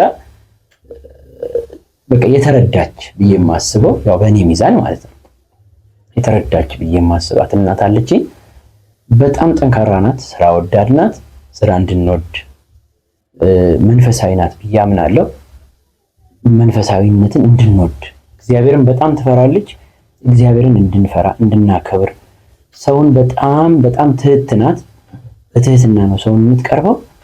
ትሁት እንድንሆን በቃ የከሊት ልጆች እንደዚህ ናቸው ተብሎ በቃ ሰፈር ውስጥ እስከሚሆን ድረስ በደንብ ሆና ነገሮችን የምታሳይ አይነት እናት ናት ያለችንና ምን ብዬ ልንገራችሁ የሴት ወንድ ናት። ቃሉ ምናልባት በሚዲያ ላይ መጥን ይችላል። ያው ሁለቱም ጾታ እኩል ነው፣ ግን በደንብ በቃ እኛን ወንድም ሴትም ሆና እናትም አባትም ሆና ያሳደገችን ጠንካራ እናት ናት ያለችን። በጣም እናወድሳታለን። በጣም ደስ ብሎን እናመሰግናት እናታችን ናት በእድገታችን ማለት ነው። እና ከዛ አንፃር ይመስለኛልና ስራ ወዳድነት ደሜ ውስጥ ያለ ነገር ነው ብዬ ነው የማስበውና እንዳልኩ ብዙ ነገር ሞክራለሁ። ቅድም ያነሳሁን መድረኩን መንበር ብለዋል። ታቦታት ስለሚያርፉበት ትክክል ነው፣ ትክክለኛ አገላለጽ ነው። እሱንም ስንሰራ 20 ሜትር የሚያክል በጣም ትልቅ ሂውጅ የሆነ አሁን ዘመናዊ አልሙኒየሞች ተገጣጣሚ ነው ሳይመጡ እንደው 10 ስንት ዓመት ይሆናል 12 13 ዓመት እንደዛ አካባቢ ላይ ያልተለመደ መድረክ አልተለመደም። ወጣቶች ተነሳስተው ጥምቀተ ባህር ልክ ከሰው እኩል ነው የሚቆመው የነበረ ሜዳ ላይ ማለት ነውና ምንም ደስ የሚያሰኝ ነገር የለውም። ብዙ ጊዜ በድንጋይም በተለያየ ነገር ሊሰራ ተሞክሯል። የማይሆን ነገር ነውና ያው ብዙ ትልልቅ ፋብሪካዎች ፕሮፎርማ አቅርበው ትልልቅ የማይመጥን ትልልቅ የሆነ ገንዘብ አቀረቡ ማለት ነው። በቃ ይሄን መስራት እንችላለን ብለን ከአንዳንድ ወንድሞቼ ጋር ተመካከረን ወጣቶቹንም እንደምንም ብለው አሳምነው ያው በእድሜም ትንሽ ስለሆንን ኃላፊነቱን ለመስጠት በሰዓቱ በጣም ብዙ ብር የሚያወጣ ነበር። ያንን ለነዚህ ወጣቶች ብለው ነው መሰለኝ ትንሽ ከበደ። ብዙ ስብሰባዎች ከተደረጉ በኋላ ሙሉ ለሙሉ ኃላፊነቱን ራሴ ወስጄ እንዴት እንደሚሰራ በትልልቅ አባቶችም በትልልቅ ወጣቶችም ዘንድ ግምገማ ተደርጎ ተፈቀደ። ያው አንድ ወር ከምናምን ፈጀ ጊዜ ውስጥ ያን የመሰለ በጣም ረጅም ዓመት የሚያገለግል ደስ የሚል ያው የሰው ሰራሽ ስለሆነ አንዳንድ ችግሮችን ቢኖርበት ግን ለረጅም ዓመት በጥንካሬ የሚያገለግል በብረት ተገጣጣሚ ሆኖ ተነቃቅሎ ኮንቴነር ውስጥ የሚገባ ቆንጆ የሆነ የሚያስመሰግን እኔም በጣም እንኮራበት ነው። ሁሌ ጥምቀተ ባህር በመጣ ቁጥር አባቶች አቅፎ ሰላም ይሉኛል፣ በጣም ያመሰግናሉ፣ ደስ ይላሉ። ታሪኬ ነው እንግዲህ በጣም የሚያስደስተኝ ነገር ነው። ያም ሆኗል። ሌሎች ነገሮችንም እንግዲህ በዚሁ አንጻር ይታይልኝ።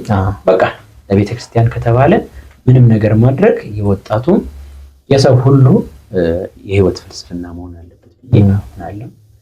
ይቅርታ እያስረዘምኩ ነው። አይ ጥሩ ነው፣ እንደዛ ነው መሆንም ያለበት። እሺ እንግዲህ አሁን ደግሞ ከሀገር ልንወጣ ነው። አሁን ኦልሬዲ እዛ ነው ያለው፣ አሜሪካ ነው ያለው። እዛው ነው የምትኖረው። አሁን እንግዲህ እኛን ለማግኘት ነው የመጣኸው በዚህ አጋጣሚ። ስለዚህ እስኪ እዛ ስላለው አገልግሎት፣ እዛ ስላለው ስራ፣ እዛ ስላለው ደግሞ የተወሰነ እናውራ። ብዙ ጊዜ እዛ ያሉ ክርስቲያኖች ጠንካሮች ናቸው ይባላል እና እውነት ነው ወይ? እኛ ስለማናውቀው እስኪ ከአንተ አንደበት እንስማው።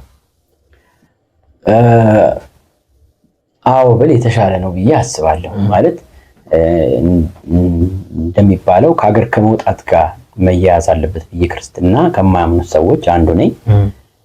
በ40 ቀን በ80 ቀን የተጠመቀ ክርስቲያን ህይወቱን ለመኖር መሞከር አለበት ብዬ አስባለሁ።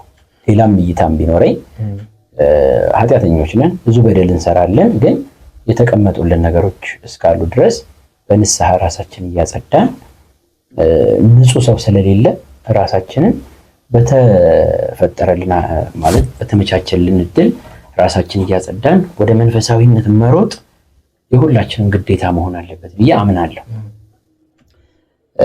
አዎ ያልኩበትን ምክንያት ደግሞ ሳብራራ እዛ ብዙ አይምሮን የሚሰርቀው ነገር አለ ብዬ አላስብም። ኢቭን በማህበራዊ ህይወት እንኳን ደረጃ ስታስብ እንደው ከዚህ ኢትዮጵያ ውስጥ ካለው አንጻር እንኳን ብንመዝነው ምናልባት 20% የማይሞላ ማህበራዊ ህይወት ነው ያለ እና ምንድነው ስራ፣ ትምህርት የምትማርም ከሆነ ትምህርት ካልሆነ ቤተክርስቲያን ነው የምትኖረው። ማለት በቃ አማራጭህ መጽናኛ ያለች አንድ ቤተክርስቲያን ናት። በማህበራዊ ህይወት ልትጽናና አትችልም። እንደው አልፎ አልፎ የምትገኝ ነገር ናት። ልደትም ቢሆን እንደው ማህበርም ቢሆን አንዳንድ ሰርጎችም የተለያዩ ቢሆኑ ምናልባት በአመት 2 ሊሆን ይችላል። የምትጽናናበት ነገር አይደለም። ስለዚህ ያለ አማራጭ ምንድነው? የምትማር ከሆነ የምትሰራም ከሆነ እሁድን ያው በሳምንት 1 ቀን ነው የሚቀደሰው። ብዙዎች ቦታ ላይ ኪዳን የሚያደርሱ አብያተ ክርስቲያናት እና ገዳማት ሊኖሩ ይችላሉ። ካልሆነ ግን ብዙ ጊዜ እሁድ ነው የሚቀደሰው። እሁድ ሄደህ ትጽናናለህ። ስለዚህ ምንድነው ሰው ያችን አጋጣሚ ሊያልፍ አይችልም። በቃ በተቻለው መጠን በቃ አምኛለሁ ኦርቶዶክስ ነኝ ብሎ የሚያስብ ሰው ሮጦ ይመጣል። እዛ በቃ ያለውን ነገር ለማድረግ ይሞክራል። ሚስጥር ለመካፈል ይሞክራል። ብዙ ነገሮችን ለማድረግ ይሞክራል። ንስሐ ይገባል። እንዳልኩ ይሄንም እንዲታይልኝ የምፈልገው በአቬሬጅ ነው። ማለት እንደዛ ሁሉም ሰው እንደዛ አይነት ህይወት ነው የሚኖረው ውጭ ሀገር ያለው ተብሎ እንዲገመት አልፈልግም። ሁሉም የየራሱ የእውቀት ደረጃ ስላለው ማለት ነው። ግን ስታይ ደስ ይልሃል። በቃ ለምሳሌ ወደ ስጋው ደግሞ ለመቅረብ ሰው የሚያደርገው ጥረት ይጸልያል፣ ይሰግዳል።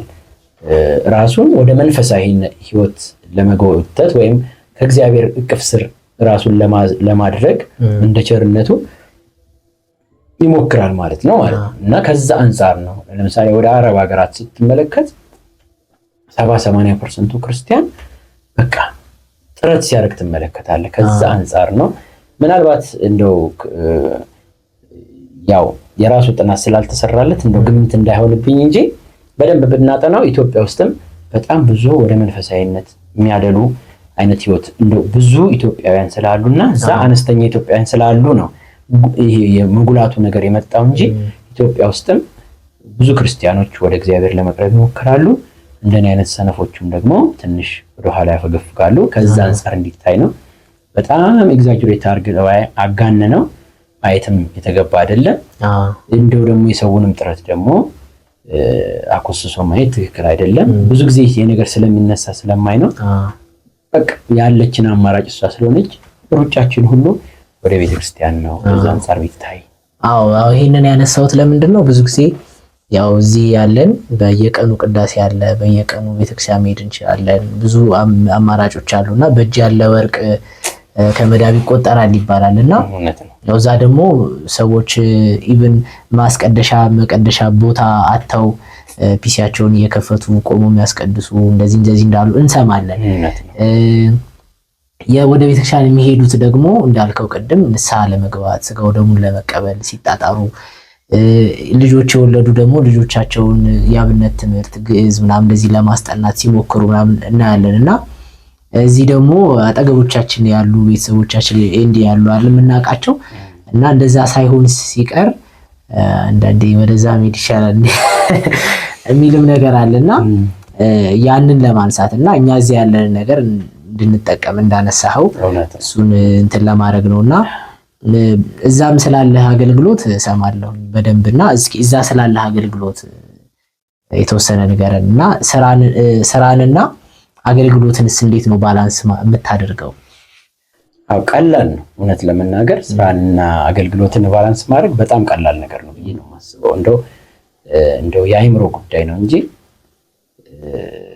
እንደው ብዙ ሰው እንኳን እኔ 24 ሰዓት እግዚአብሔር በጣም ብዙ አድርጎ ነው የሰጠን ብዬ ነው የማስበው። እንደው 24 ሰዓት ለሰው ልጅ በጣም ብዙ ነው። እግዚአብሔር አይተህ ከሆነ በፍጥረቱ ሁሉ ያነሰና የሆነች ቁንጽል የሆነ ነገር አልሰጠንም። አትረፍርፎ ነው የሰጠን ብዬ ነው የማስበው። እና 24 ሰዓት ለሰው ልጅ እጅግ በጣም ብዙ ነው። እንደው እግዚአብሔር እንደው ቸርነቱ አያልቅም። 8 ሰዓት አድርጎ ከፋፍሎ የእንቅልፍ ሰዓት፣ የአራዊቱን ሰዓት፣ ሌሊቱን፣ ቀን ደግሞ እኛ የምንንቀሳቀስበት ሰዓት እንደው እንዴትም አድርገህ ብታስበው ሰዓት ያንሳል ብዬ የማምን ሰው አይደለም እውነት ለመናገር ማለት ነው። እንዳልኩ ለሌሎች እንደው ሚዲያውን የማይመጥን ወሬ እንዳላወራ እንጂ በሶሻል ሚዲያ ራሱ የምናጠፋው ጊዜ ምን ያህል እውነት ለመናገር በሳምንት ውስጥ ብንደምረው እኮ እንደ 2 ቀኑን ምናልባት አንድ ከግማሽ ቀኑን እኮ በሶሻል ሚዲያ እናጠፋለን። በቃ በኪሳራ ማለት ነው በደንብ። እና እሱን በቃ አንዷን እሑድ ለእግዚአብሔር ቤት መስጠት ይቻላል፣ ምንም ችግር የለም። እግዚአብሔር ደግሞ እንደው የዚህን እሑድ ሳትመጣ ቀረህ ወይም ደግሞ እንደው አባትህን ሳትጎበኝ ጸሎት ሳታደርስ ቅዳሴ ሳታስቀድስ ታምረ ማርያም ሳትሰማ መጣህ ብሎ ይቀስፍ አምላክ አይደለም። በዚህ ባይመችህ ቅዳሜ ይመችሃል፣ ቅዳሜ የማይመችህ ከሆነ የሚቀጥለው ቅዳሜና እሑድ ይመችሃል። ብቻ ዋናው ከልብህ ከእግዚአብሔር ቤት አትጥፋ ነው። እና ስራ ላይ መቸን ይችላል፣ እሑድ ቅዳሜ ቤተክርስቲያን ላልሄድ ይችላል። ካልቻልኩኝ ሰኞ ረፍት ካለኝ ማክሰኞ ካለኝ ቤተክርስቲያን ሄጄ ጠዋት ኪዳን አድርሼ ጸበሌን ተጠምቄ ደስ ብሎኝ እመለሳለሁ። ወደ ሰፊው አገልግሎት ደግሞ ስንመጣ የአሜሪካን ሀገር ሄጄ ቤተክርስቲያን ያልሄድኩበት፣ ቤተክርስቲያን ያልተሳተፍኩበት፣ ቤተክርስቲያን ውስጥ በዝማሬም አገልግሎት ያላገለገልኩበት ጊዜ አለ ብዬ አላስብም። እውነት ለመናገር ይመቻል፣ ምንም ይመቻል። እንዳልኩ ኤክስኪውዝ ለራሳችን እየሰጠን የምንሸሽበትን ነገር ነው እንጂ ለራሳችን ኤክስኪውዝ የምንሰጠው ለራሳችን ጊዜ አለ፣ በደንብ አለ። እኔ እንደውም ከባድ ስራ ነው ይባል ነው የምሰራው እዛ ማለት ነው። ትንሽ ጊዜ የማይሰጥ እንደው ከከተማ ራሱ በቃ ከተማ ላይ ራሱ በምፈልግበት ጊዜ የማትኖርበት አይነት ስራ ነው የምሰራው። ግን አለው ቤተክርስቲያን በቃ ትዘምራለህ፣ ታገለግላለህ። በደንብ ዘምራለሁ፣ አገለግላለሁ፣ ሰንበት ቤቶችን አስጠናለሁ። እንደውም በጣም በሚገርማችሁ ሁኔታ እዛ በሄድኩበት የዛሬ 11 ዓመት 10 ዓመት ወደ 9 አብያተ ክርስቲያናት ናቸው በዳላስና አካባቢዋ ያሉት። እኔ ዳላስ ቴክሳስ ነው የምኖረው እንደምታውቀው። የ9ኙንም ቤተክርስቲያን ሰንበት ትምህርት ቤት ተማሪዎችን ሰብስበን 200 ሰው 150 ሰው ይሆናል በአንድ ላይ ወረብ ምንድነው፣ ሽብሸባ ምንድነው፣ ዝማሬ ምንድነው፣ የቤተክርስቲያን ዜማዎች ምንድናቸው፣ ከበሮ ምንድነው፣ መቋሚያ ምንድነው፣ ጸናጽል ምንድነው እያለን ቁጭ ብለን ነበር። እንግዲህ ስራ እየሰራን አይደል፣ በሰው ሀገር እየኖርን ግን በዛ ደረጃ ሰንበት ተማሪዎችን 9 አብያተ ክርስቲያናትን የምናስተምርበት የምናስጠናበት ሁኔታ ሁሉ ነበር። ተው ቤተክርስቲያን ሄዶ መሳለም ማስቀደስ ይቅርና ማለት ነው ይመቻል። እንዳልኩ ለራስህ በቃ የማይሆን ምክንያት መደርደር ነው መጥፎ እንጂ በቃ ይቻላል። ማገልገል ይቻላል፣ በደንብ ይቻላል። እና እንደዛ እናደርጋለን። 2 ልጆችም አሉኝ ያው ታውቃለህ። ከልጆች ጋርም ሆኖ ወደ እግዚአብሔር ቤት መምጣትና ማገልገል ይቻላል፣ በትክክል ይቻላል። ሌላ የምንሄድበት ቦታ መኖር አለበት ብዬ አላስብም። የመጀመሪያው ዋክተን የምንሄድበት ቦታ ቤተክርስቲያን ነው መሆን ያለበት። አለበት። በቃ ያንን ነው ልንችለው። ምንም አይነት ምክንያት ከቤተክርስቲያን የሚያስቀር ምክንያት አለ ብዬ አላስብም። አግብተሃል ወልደሃል አይደለ? የታወቀ እዛ ነው ያገባኸው የወለድከው። እስኪ ስለ ልጆች ንገረን።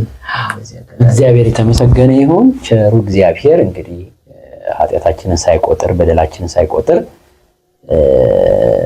በሁለት በሚያማምሩ ልጆች ባርኮናል። እዛ አማኑኤልና ሃሌሉያ ይባላሉ ልጆቼ። በጣም ይወደዱ ደስ የሚሉ ልጆች ናቸው እግዚአብሔር የሰጠኝ። ያው እንደምታውቀው እግዚአብሔር በጣም ሲወድህ የትልቁ ስጦታ ልጅ ነው።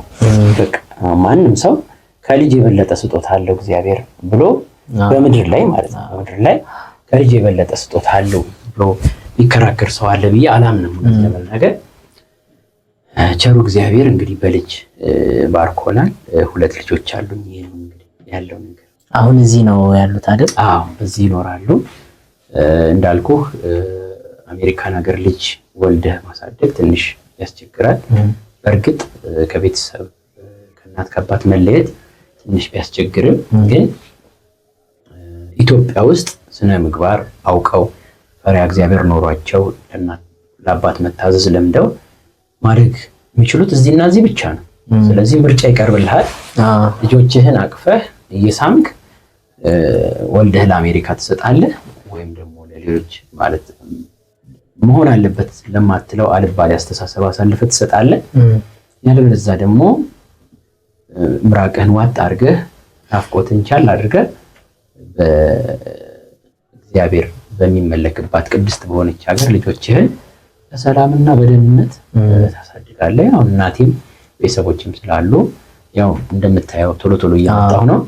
እኔም ደግሞ እየመጣሁኝ እየጠየቅኳቸው በዛ ሁኔታ ቤተሰቦች ጋር ልጆቼ እየኖሩ ነው ማለት ነው። ያን ያለው ነው። አሁን እነሱ እዚህ ነው እየተማሩ ያሉት። በጣም ከባድ ውሳኔ ነው። ምክንያቱም ብዙ ሰው በጣም ይከብደዋል። ያው ምኞት ነው ያው የሚሰማው ብዙ ጊዜ በምኞት ደረጃ እዛ ቢሄዱልን እንትን ቢሉልን ምናምን እንጂ ይሄ ውሳኔ መወሰን ከባድ ነው። በህይወት የተማርከው ትልቁ ትምህርት ምንድን ነው? በህይወት የተማርኳቸው በጣም ትልልቅ ትምህርቶች አሉ። በጣም የሚያስደንቀኝ በጣም ካልም የሚያደርገኝ በቃ የሚያረጋጋኝ በዚህ ምድር ላይ በቃ ብርቅ የሚሆን ነገር የለም። ምንም ማለት እሱ በቃ ዘወትር ጠዋት ማታ በቃ ማንነቴ እንዳስታውስ በቃ ምንም አይነት በምድር ላይ ምንም አይነት ብርቅ ነገር እንደሌለ፣ ምንም አይነት ነገር ልታገኝ ትችላለህ፣ ምንም አይነት ነገር ልታጣ ትችላለህ፣ ምንም አይነት ነገር ሊሰጥ ይችላል፣ ምንም አይነት ነገር ሊወሰድብህ ይችላል። በዚህ ምድር ላይ ያልሆነ አንተ ላይ እና አንተ ላይ ብቻ ሊሆን ይችላል ተብሎ የሚገመት ነገር የለም። ሁሉም ነገር የተፈጠረ ነገር ነውና በቃ ዛሬን ከእግዚአብሔር ጋር አመስግነህ ከእንቅልፍ ተነስተህ አመስግነህ ሰላም አሳድረኝ ብለህ መተኛት ትልቅ ሰላም እና አለመጓጓት ደግሞ በቃ ለምንም ነገር አለመጓጓት ራስህን እንድታውቅ ራስህን ችለህ እንድትኖር በቃ በመኖር እጅግር ስላለ አይን ስላለ ጤና ስላለ ሰላም ስላለ ተኝተህ መንቃት ስለቻልክ ማመስገንን ተምሬያለሁ። በዚህ ምድር ላይ ምንም የሚደንቀኝ ነገር የለም እውነት ለመናገር። ትልቁ ደግሞ ሌላው በፍቅር መኖር ቅድም ጠቅሼልሃለሁ። በቃ ወዳለሁ እኔ ፍቅር በቃ ደስ ይለኛል ከወንድሞች ጋር መዋደድ ከልብ በሆነ ማለት ነው ለበጣ ሳይሆን ከልብ በቃ አይተሃል እኮ አሁን ለምሳሌ ስመጣ እንዴት አድርጋችሁ እንደምትቀበሉኝ ማለት ነው ካለው ነገር አኳያ ነው ብዬ አስባለሁ። በፍቅር መኖር ምንም ከገንዘብ ሁሉ ከሚሊዮን ብሮች የበለጠ የሚያጓጓኝና ደስ የሚለኝ ነገር ነው። ጸብ አልወድም፣ ክርክር አልወድም። በቃ በፍቅር መኖር ርቦኝ መተኛት በቃ ችግር የለው፣ ግን በፍቅር መኖር በጣም የሚያስደስተኝ ነገር ነው። ያ ነው እንግዲህ ያለው ነገር። በተለይ ደግሞ ለወጣቱ አሁን እንዳልከው በጣም ወዳልሆነ ነገር በጣም የሚወስደን ነገር ብዬ የማስበው የሚያጓጓ ነገር ለሁሉም ነገር ማጓጓት ሁሉም ነገር ካልያዝነው ካልጨበጥነው ማለት ለሁሉም ነገር ጊዜ ያለው ሁሉም ነገር እንዳልከው አንዳንዴ ከንቱ መሆኑን አውቀኸው ከዛ በኋላ ስትይዘው ጥሩ ነው አንዳንድ ነገሮችን እና ይሄ ነው። እስኪ እንዳልከው አሁን ምንድነው በተለይ ደግሞ ለወጣቱ አሁን በዚህ ጊዜ በተለይ በጣም ይፈትነዋል ብለህ የምታስበው ፈተና ምንድነው? ከዛ ደግሞ አንተ ኦልሬዲ እያለፍክበት ስለሆነ ያው ብዙ ነገር አልፈዋል። አሁን የሁለት ልጆች አባት ነህ፣ ብዙ ነገር አይተሃል። ብዙ ነገር እንዳልከውም አግኝተህም ታውቃለህ፣ አተህም ታውቃለህ። ደግሞ በእግዚአብሔር ቤትም ነው ይኖርከው እና እኛ አሁን በእግዚአብሔር ቤት ለምንኖር ግን ደግሞ ብዙ ነገር ማግኘት የምንፈልግ ሰዎች ስላለን ወጣቶች ስላለን እንዴት ነው ያንን ነገር መረዳት ማወቅ የምንችለው? እስኪ ለወጣት ምን ትመክራለህ? ጥሩ ነገር ነው እንዳልኩ ነው። ከህይወት ብዙ ነገር ትማራለህ። እኔ እኮ አሁን ጉጉ ነበርኩ። በጣም የሚገርም ነገር ያንንም መያዝ አይ ቲንክ ከእድሜም ጋር የሚመጣ ነገር ነው መሰለኝ። ግድ ነው በዛውስ ማለፍ አለብህ። ግን እንደተባለው ሰዎች ያው ከኔም ስተት ከኔም ደግሞ ጥሩ የሚባል ነገር ካለ ከዛም እንዲማሩ ስለምፈልግ ነው ያን ነገር ማወራው። እንደውም በዚህ አጋጣሚ በጣም መናገር የምፈልገው አንድ ነገር አለ። ብዙ ግራ የሚያጋባኝ ነገር ነው። በሰንበት ትምህርት ቤት ውስጥ ወይም በቤተክርስቲያን አካባቢ የሚያልፉ ሰዎች ራሳቸው ህይወት ላይ የመስራት አዝማሚያ የላቸውም። ከበሮ መምታት፣ መዘመር፣ ዩኒፎርም መልበስ፣ አንዳንድ ነገሮችን ማድረግ፣ ቤተክርስቲያን መጥረግ፣ አንዳንድ ነገሮች ማድረግ መንፈሳዊነት ነው ብዬ አላምንም። ምን አስዋሽ ማለት በግልጽ ማውራት ስላለብን ማለት ነው። ሰው መለየት መቻል አለበት። የቤተክርስቲያን አገልግሎትና የራሱን ህይወት መለየት አለበት ብዬ አስባለሁ። እግዚአብሔር ነው ገጣጥሞ ለአንተ ዋጋ የሚሰጥህ እንጂ ከበሮ ስለመታህ ዋጋ አይሰጥህም እያልኩ አይደለም። ባልሆነ አቅጣጫ እንዳይወሰድብኝ እሰጋለሁ። ግን ሰው ራሱ ህይወት ላይ መስራት አለበት ብዬ አስባለሁ። ራሱ ህይወት ላይ በቃ ያለኝ መንፈሳዊ ህይወት እንዴት ነው? ወደ እግዚአብሔር ያለኝ ቀረቤታ እንዴት ነው? ወደ ቅዱስ ቁርባን ያለኝ ቀረቤታ እንዴት ነው? ጾሜ እንዴት ነው? ስግደቴ እንዴት ነው? የለበጣ ነው ወይ? እኔም ያለፍኩበት ነገር ስለሆነ በቃ መንፈሳዊነት የሚመስለኝ በፀሐይ የተንጦለጦሉ ሰንበት ቤት መምጣት ነው ይመስለኝ ነበር። ትልቅ ሰፊ አገልግሎት ነው፣ መንፈሳዊነት ግን አይደለም።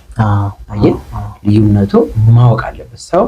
መንፈሳዊ አገልግሎቱን እዚህ ጋር በቤተክርስቲያን ማገልገል አለበት። at the same time ደግሞ የራሱ ህይወት ላይ ድክ እያለ መስራት አለበት። የንስሐን ህይወት መለማመድ አለበት። የቅዱስ ቁርባንን ህይወት መለማመድ አለበት። ጸበል መጸበል አለበት። እያንዳንዱን የቤተክርስቲያን የሚያገለግለውን አገልግሎት ከነፍሱ ጋር መጣመሯን እርግጠኛ መሆን አለበት። እንደውቺ እንዳታመልጠኝ እቺን አጋጣሚ ልጠቀም። ከስራም ጋር ከዓለማዊ ህይወትም ጋር አያይዘህ በቃ እንደሱ አሁን ወደ ጥያቄ እመልሳለሁ። እቺ ነገር ላይ አሁን የተናገርኳት ነገር ላይ ሁሉም ሰው ትኩረት ቢያደርግ ተነስቶ ሁሉም ድግ እያለ ሌላ ህይወት ውስጥ ይገባ ያልኩ አይደለም። ግን ልምምድ ቀስ በቀስ በዳዴ ቀስ እየዳህን ወደምንፈልገው ህይወት ፕላስ ደግሞ አየህ መንፈሳዊ አገልግሎቱን ከበሮ መምታቱን መዘመሩን መወረቡን ስንደምርበት ህይወታችን የሚያስተምር ይሆናል ራሱን ይቻለ ማለት ነውና እሱ ላይ ብንተጋ የሚል መልእክት በዚሁ አጋጣሚ ለማስተላለፍ ሞክራለሁ። በስራ ህይወትም ደግሞ ቢሆን ማጥናት፣ መጸለይ መንፈሳዊ አይደለም። የሆነ ነገር ከመሞከራችን በፊት መጸለይ፣ ሱባኤ መያዝ ምን ችግር አለ? 3 ቀን ሱባኤ ይያዛል፣ 7 ቀን ሱባኤ ይያዛል፣ 14 ቀን ሱባኤ ይያዛል። ጸልየን እግዚአብሔር አምላክ ሆይ ለኔ ያለህ ነገር ምንድነው ብለን በተሰጠን ጸጋ ላይ የተመረኮዝን ወደ ስራ ብንሄድ ብዙ ነገር ማትረፍ እንችላለን። ሁሉ ነገር እያያዝን እየጨበጥን የምንለቅ ከሆነ እድሜ መቁጠር ብቻ ነው የሚሆነው። ወጣቶቹን በጣም ማሳስባቸው ነገር በቃ ረጋ ብሎ ማሰብ፣ የሚጠቅም ነገር ላይ ብቻ ፎከስ ማድረግ። ቅድም እንደው ትንሽ ውይይቱን ትንሽ ለማድረግ ለፈን እየተባሉ የሚባሉ ነገሮች አሉ። ወጣቱን የሚጨርሱ ማለት ነው። በቃ ገደል የሚከቱ ነገሮች እንደው ህይወትን መሞከሪያ ማድረግ ማለት ነው። አለባሌ ነው ምን ችግር አለው የሚባል በጣም ወጣቱን የገደለ እጅግ መጥፎ ነገር አለ። ምን ችግር አለው እየተባለ በህይወት ውስጥ የሚሞከር በጣም ደስ የማይሉ ነገሮች አሉ። እሱን ነገር ትተን እግዚአብሔር በፈቀደልን መጠን ጸጋችንን መክሊታችንን እግዚአብሔር በእኛ ላይ ውስጥ ያስቀመጠውን ጸጋ እየፈለግን ለውጤታማነት ብንሰራ ካልባሌ ነገሮች ብንርቅ ሁሉ ነገር ስለሞከርነው ሁሉ ነገር አንጨብጥ ልፋት ብቻ። ስለዚህ ከሌሎችም ከታላላቆችም በእድሜ ታላላቅ ከሆኑ ሰዎችም ትምህርት እየተወሰደ በቃ ቴክኒክሊ ህይወቴን እንዴት ነው መቀየር የምችለው? መብርሃን ምንድነው የምታመለክቺኝ? ቅዱስ እግዚአብሔር ለኔ ያለህ ነገር ምንድነው? ጸጋይስ ምንድነው? አገልግሎቴስ ምንድነው? ስራዬስ ምንድነው? ትርፋማ የሚያደርገኝ ለህይወቴ ለስጋዬ ደግሞ የሚጠቅመኝ ደግሞ ነገር በምንድነው ማድረገው እያለን ነገሮችን በጥበብ የምናስኬድበት ነገር ቢኖር ጥሩ ነው። በደንብ እንድታተኩሩልኝ ፈልገው ግን ሁሉ ነገር ላይ እየሮጥን ስለተንጠለጠልን ምንም ነገር አንይዝም። እግዚአብሔር የፈቀደልን ነገር ላይ ስንንጠለጠል ብቻ ነው እሱ ራሱ ወደ ህይወታችን የሚመጣው ለማለት ሞክራለሁ። እንግዲህ ጥያቄን ከመለስኩኝ እንግዲህ በትክክል በሚገባ እሺ። እንግዲህ ያው ወደ መጨረሻ አሁን የምናደርገው አሁን እዚህ የመጣህ ነው። እዚህ መተህ ደግሞ ያው ከኛ ጋር አብረህ ታገለግላለህ ሰንበት ትምህርት ቤትም አሁንም ደግሞ የምትሰራቸው ስራዎች አሉና እስኪ ዝማሬዎች አሁን ይቀጥላሉ ወይ? ያው ምክንያቱም ጸጋው አለ እዛም ሆንክ እዚህም ሆነ እያገለገልክ ነው። ስለዚህ እስኪ ስለነሱ ብትነግረንና ደግሞ ምን እንጠብቅ ካንተስ ደግሞ ወደፊት ደግሞ ምን እንጠብቅ የሚለውን እንደ መጨረሻ ብናነሳው ደስ ይለኛል። እሺ ቆንጆ ነገር ነው። ያው አይቀርም እንደ እግዚአብሔር ቸርነት በተለያዩ ስራዎች እመጣለሁ ብዬ አስባለሁ። ምኖርበት ሀገር ትንሽ ለእንደዚህ አይነት ነገር አይመችም። እንደዛም ሆኖ ግን እዛው ሀገር ውስጥ በዚህ መንፈሳዊ ዝማሬዎችን ከሚሰሩ ወንድሞች ጋር በመተባበር 1 3 4 የሚሆኑ የዩቲዩብ ዝማሬዎችን እንደ ነጠላ ዜማ እንበላቸው ባለም ቋንቋ እንደሱ የተወሰኑ ለመልቀቅ ሞክረናል። ያልተፈቀደውን ለኔ የሚል የቅዱስ ሚካኤል መዝሙር የደሞ ከስቅለት ጋር የተያያዘ ቆንጆ በደም ተነክሮ ተስሏል መስቀሉ በልቦና የሚል ቆንጆ ስራዎችን ለቀናል። እዛም ሆኖ ግን ያው ትንሽ በቃ ከነፍስ ጋር የሚዋሃድ አይነት አይደለም ያለው ባለሙያም እዛም በደም ስለሌለ መዝሙርን እሰራለሁ ብለህ ስትነሳ ስቱዲዮ ይቸግርሃል። እዛ ተሰርቶ ወደዚህ የተላኩት እዛው ነው በቃ እዛ በሚሞክሩ ልጆች ነው የሞከርነው። ጎበዝ ልጆች አሉ በእርግጥ እግዚአብሔር ጸጋውን ያበዛላቸው በደንብ ስቱዲዮ አደራጅተው የተወሰነ የሚንቀሳቀሱ ልጆች አሉ። ከነሱ ጋር የሞከርናቸው መዝሙሮች ለዩቲዩብ ለቀናል። የተወሰነ ሰው ጋር ደርሷል ብዬ አስባለሁ እንደ ቸርነቱ። አሁን ደግሞ ልክ እዚህ ሀገር ስንመጣ ደግሞ ያው ከናንተ ጋር ሆነን ቪዲዮዎችን እየሰራን ነው። አዳዲስ መዝሙሮች ተጽፈው ደግሞ ዜማቸውም ተዘጋጅተው ያለቁ መዝሙሮችን ደግሞ ስቱዲዮ ገብተናል። እንደ እግዚአብሔር ቸርነት ደግሞ እነሱ ወደ ቪዲዮ ቀይረናቸው ህዝብ ጋር ለማድረስ እንግዲህ እየተንቀሳቀስን ነው። እግዚአብሔር ከረዳን ያው በዝማሬ አገልግሎት ደግሞ እንመጣለን ይመስለኛል። ዛሬም እንግዲህ ቀኑን አንጠቅስም። ያው በምንቀረጽበት ይሄንን የምናዘጋጅበት ሰዓት ላይ የሚለቀቅ መዝሙር አለ ለነገ ሁሉም ይጠብቁ በዛ እናደርሳለን ማለት ነው። ያለው ነገር ይሄ ነው። እሺ እንግዲህ በጣም እናመሰግናለን አዲስ አክብረን ስለመጣ እንግዳችን ስለሆንክ የመጀመሪያ እንግዳችን ስለሆንክ እንግዲህ ከዚህ በኋላ ደግሞ በደንብ እኛም በደንብ በርትተን አድርገን አንተም ደግሞ ያልካቸው ያሰብካቸው ነገሮች በሙሉ ተሟልተው የልብ መሻት ደርሶ እንደምንገናኝ ተስፋ አደርጋለሁኝ። በመጨረሻ እኔ ሳትኩት ያላነሳውት ሐሳብ ጥያቄ ካለ ማስተላለፍ የምትፈልገው መልእክት ካለ ብታስተላልፍልን በጣም ደስ ይላል። እሺ እግዚአብሔር ይስጥልኝ። እኔ ወንድማችሁን አክብራችሁ ጋብዛችሁኝ ያው የሚናገረው ነገር አለ ብላችሁ አንድ የተወሰኑ ጥያቄዎችን አቀርባችሁልኝ ደስ ብሎኝ ነው የመለስኩት። በጣም ደስ ይለኛል። ታሪኬን እንዳወራ እድል ነው ያገኘሁት። ምናልባት እንደዚህ አይነት ነገር ከሌለ ልታወሩት የማትችሉት ነገሮችን አንስተን ተጨዋውተናል። በጣም ደስ ይለኛል። ምንም ጥርጥር የለውም የሚያድግ ሚዲያ ነው ያስታውቃል። ምክንያቱም እንደው እዚህ ጋር ማውራት ካለብኝ አላቅም እንደው ሰው ሲገባ ጀምሮ ያላችሁ ትሪትመንት ሰውን ለመቀበል የምታደርጉት ጥረት ልክ እንደ አባቶቻችን አሁን አንዳንድ ገዳማት በምንሄድበት ጊዜ እግር ታጥቦ በጣም በሚያስደስት ሁኔታ ምግብ ቀርቦ የተለያየ ነገር ተደርጎ በእንክብካቤ ነው ገዳማቱንም አድባራቱንም የምንጎበኘው። ይሄ ዓለም ያወቀው ፀሐይ የሞቀው ነገር ነው። ያንን ነገር ደግሞ ተከትላችሁ እኔ ስመጣ በጣም የደነቀኝ እውነት ለመናገር እንደሆነም አልተደረደርኩም። ምክንያቱም በእኔ የሚመጣ በረከት ካለ እናንተ እንዲያመልጣችሁ አልፈልግም። ሌሎችም ሰዎች በዚህ ሚዲያ የሚመጡ ሰዎች ካሉ ይሄን አስበውበት እንዲመጡ በጣም ደስ የሚያሰኝ ቀዝቀዝ የሚያደርግ በጣም ደስ የሚል ታናናሽ ወንድሞቼ እግሬን አጥበውኛል። በጣም ደስ ያለኝ ከረጅም ዓመት በኋላ ማለት ነው። እና እግዚአብሔር ያክብራችሁ። በጣም ትልቅ ደረጃ እንደምትደርሱ በጣም ታስታውቃላችሁ። እኔንም ወንድማችሁ ደግሞ እንደው እስቲ ትንሽ ጨዋወት ብላችሁ ጠርታችሁኝ ደስ አሰኝታችሁኛል። እግዚአብሔር ደስ ያሰኛችሁ። ባሰባችሁት ሁሉ እግዚአብሔር ከፊት እየቀደመ ነገሮችን ያመቻችላችሁ የሚል ነው ምርቃት ነው ያለኝ። እንደ እድሜያችሁ አይደላችሁም፣ ትንሽ ልጆች ወጣቶች ናችሁ። ትልቅ ነገር ለመስራት የምትንቀሳቀሱት እንቅስቃሴ በጣም የሚያስደንቅና ይበል የሚያሰኝ ነው። እግዚአብሔር እንግዲህ ደገፍ አድርጓችሁ ትልቅ ደረጃ ደርሳችሁ ደግሞ መተን የመጀመሪያ የጋበዝነው እንግዳ ተብዬ ድጋሜ እንደምመጣ በጣም እርግጠኛ ነኝ። እግዚአብሔር ይስጥልኝ፣ እግዚአብሔር ያክብርልኝ። በጣም እናመሰግናለን። እሺ እንግዲህ ውድ ተመልካቾቻችን ከዘማሪ አዲስ ጋር ከታላቃችን ጋር የነበረን ቆይታ ይህንን ይመስል ነበር። በጣም ጥሩ ደስ የሚል ቆይታ ነበረ። እናንተም እንደወደዳችሁ ተስፋ እናደርጋለን። በቀጣይ ደግሞ እንግዲህ ከሌላ እንግዳ ጋር በሌላ መርሃ ግብር እንገናኛለን። እናመሰግናለን።